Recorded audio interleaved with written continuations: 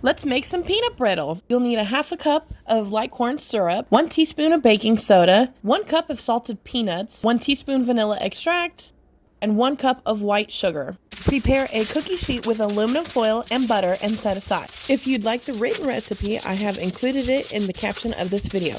Mix the corn syrup and sugar in a microwave-safe bowl. It is recommended to use a knife to mix. Microwave on high for 4 minutes. Add the peanuts and stir quickly. It'll harden fast.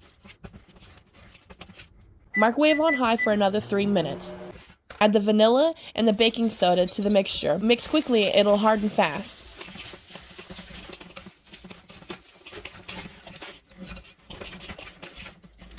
Pour onto an aluminum foil buttered cookie sheet and spread out to as thin as you'd like.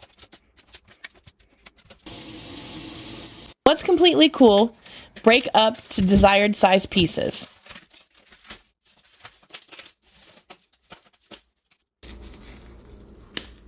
Just check out that snap.